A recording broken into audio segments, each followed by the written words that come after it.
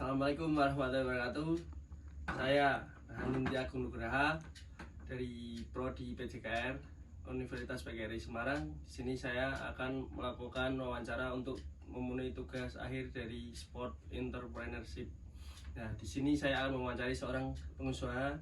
Perkenalan, Mas. Perkenalkan, nama saya Yusuf, owner dari CBS Vendor Perlengkapan Sekolah. Oke. Di sini saya akan mewawancarai seorang tersebut dari kita mulai aja langsung ya, Mas. Terus Masnya usaha apa sih di sini? Saya usaha sebagai vendor atau tempat pemesanan seragam sekolah seperti itu. Oh, vendor. Vendor itu apa sih, Mas, berarti? Vendor itu kayak jenis tempat usaha yang dalam bidang garment, bisa juga pariwisata dan lain sebagainya. Cuman kalau fokusnya di kami itu garment seragam sekolah seperti itu. Boleh ditunjukkan salah satu hasil dari usaha tersebut, Mas? Ini adalah salah satu hasil usaha dari kami, yaitu topi sekolah. Tapi ini topi organisasi, Mas. Itu berarti pesanan Anda berarti sudah melakukan itu, Mas? Alhamdulillah pesanan kami sudah tidak hanya di lingkup Kecamatan Warangasem, tapi juga sudah keluar Pulau Jawa juga, Mas. Itu dilakukan Anda sejak umur berapa, Mas, kalau boleh tahu? Saya melakukan usaha ini tuh dulu dari kelas 3 SMA. Dulu itu ada sekolah wirausaha di SMK saya, sehingga saya itu mengikuti program tersebut dan berkembang sampai dengan sekarang. Untuk kan di situ kan jadi wirausahaan, Mas. Nah, terus kok Masnya sampai kepikiran ke salah satu vendor ini, Mas? Itu gimana? Karena pada saat itu saya juga punya hobi mengenai di pramuka seperti itu. Terus di pramuka itu saya lihat saya banyak peluang usaha yang bisa saya dapatkan dari hobi saya, sehingga saya menekuni vendor ini. Kan di pramuka sendiri kan ada seragam pramuka, ada kaos lapangan, ada topi lapangan dan lain sebagainya seperti itu. Untuk itu langsung usaha yang besar atau dimulai dari yang terkecil dulu? Saya itu merintis dari kecil, Mas. Jadi dari dulu modal awal saya itu cuma Rp500.000 sampai ya sekarang alhamdulillah lah seperti itu. Dan itu kalau boleh tahu ya ini, Mas, permisi, modal awal jenang ini berapa berarti?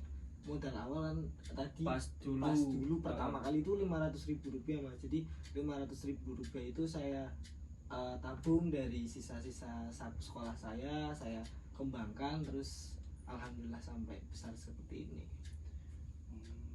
Kalau di situ berarti jenengan ini ada pabrik sendiri atau gimana, Mas? Kalau pabrik sendiri enggak sih, tapi cuman kita masih usaha rumahan. Jadi saya memperdayakan orang-orang yang ada di daerah sini, terutama tetangga-tetangga saya dan orang luar ketika pesanan ini membludak seperti itu, Mas. Kalau boleh tahu lagi nih, Mas, permisi ya, mengenai usaha tersebut lah. Kalau omsetnya itu berapa, Mas? Itu omset? Untuk omset sendiri kami alhamdulillah dalam setiap bulan itu mencapai 15-20 juta, Mas. Dari modal yang awalnya dari segitu terus sampai omset segini ya, Mas? Iya, sampai segitu. Itu ini kalau pandangan kedepannya bisa mempunyai peluang seberapa besar nih, Mas, untuk Masnya sendiri? Untuk peluang sendiri, apalagi ini habis pandemi COVID-19 ya, Mas. Sekolah-sekolah sudah sudah mulai berangkat, jadi sangat menurut saya kegiatan pasti banyak dan pesanan yang akan ada yang lebih juga seperti itu. Terus berarti Masnya ini cuma ini aja, Mas, atau ada yang lain? Maksudnya usahanya kayak vendor aja atau ada yang lain seperti apa usaha yang alhamdulillah lain? Saya juga sekarang dari tahun 2021 kemarin saya masih merintis usaha di bidang thrifting pakaian seperti itu, Mas. berarti dipakai juga nih. Iya dipakai juga, cuman kan kalau thrifting kan sistemnya kita ambil barang di orang, kita nggak buat dari nol seperti itu. Berarti kayak ambil sudah jadi terus dijual ke orang atau dititipin ke orang itu berarti prinsipnya. Kalau untuk thrifting sendiri saya kemarin tahun 2021 kita punya ruko namanya XY Store, itu ada di Bojong dan sekarang dikelola oleh tim pengelolanya seperti itu. Bentar, kalau Bojong itu mana sih Mas? Bojong itu Kabupaten Pekalongan. Iya. Tetangganya Batam. Iya. Berarti dekat atau gimana kalau dari sini? Kalau dari sini sih cukup jauh, cuman kalau di sana kan dekat juga sama dengan universitas seperti UIN Gus Dur, terus ada UMPP juga, sehingga banyak mahasiswa. Karena kalau thrifting sendiri saya targetnya adalah untuk para mahasiswa. Kalau Masnya kan tahu-tahu peluang-peluang dari situ lah, itu pandangan Masnya punya kepikiran kayak misalnya tujuan pemasangannya itu di mahasiswa, tujuan universitas itu gimana sih Mas cara mengambilnya kayak gitu tuh? Kalau saya sendiri kan riset dulu Mas, kayak usaha yang pengen saya kelola itu apa, terus saya riset, kemudian ini cocok nih buat dijadikan usaha seperti itu Mas. Kalau di thrifting, thriftingnya itu awal mulanya itu gimana Mas? Maksudnya awal mula itu modal awalnya Masnya itu kalau di thrift? Kalau untuk thrifting sendiri, kalau berawal dari saya itu juga pengguna thrifting juga, maksudnya pengguna pakaian yang menurut saya ini masih belum tren sekarang. Kalau thrifting kan sekarang tren banget ya di 2022 ini.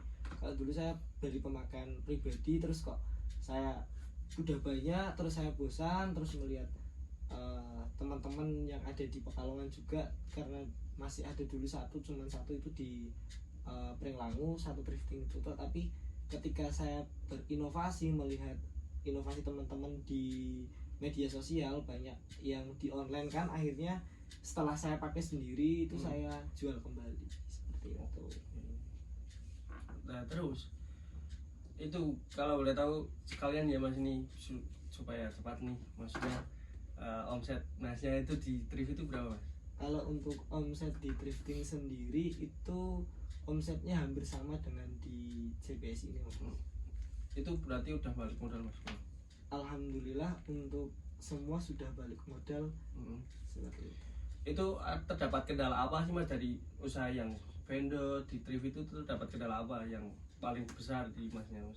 Kalau kendala itu biasanya satu ya, kita kerja sama kan antara penjahit sama tukang potongnya. Kadang saya juga ketika ke penjahit itu kan ada waktu yang molor, sehingga menyebabkan ketika kalau di vendor sendiri pesanannya menjadi terlambat seperti itu. Ya dulu pas awal-awal juga sempet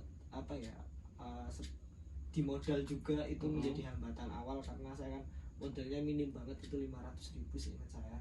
Jadi itu sangat menjadi hambatan di waktu saya merintis. Kemudian untuk di thrifting sendiri hambatannya ya karena sekarang udah banyak seller-seller muda yang inovasinya juga cukup, sehingga kita harus juga kejar target juga seperti itu.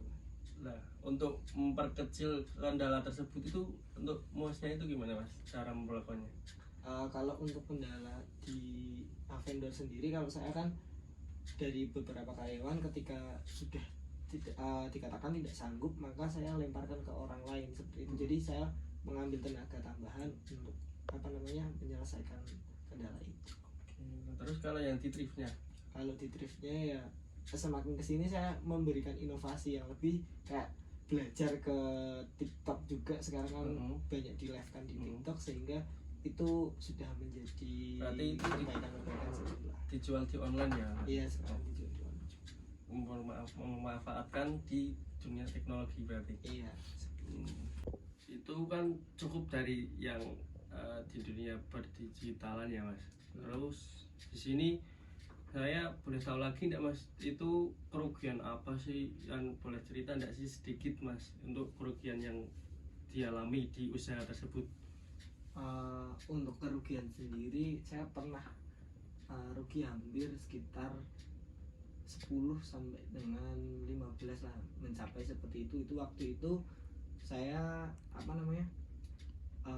kena tipu sama orang ketika saya membeli bahan dari orang. Ternyata bahannya, karena kan waktu dulu saya nggak riset dulu, tergiur dengan harga murah, dan itu dari luar kota juga, saya belum sempat ketemu orangnya, saya hanya berbincang-bincang lewat via WhatsApp seperti itu, belum pernah ketemu, belum berjumpa. Terus saya yakin karena menurut saya banyak penilaian dari orang juga katanya jujur dan amanah, akhirnya saya pesen di situ.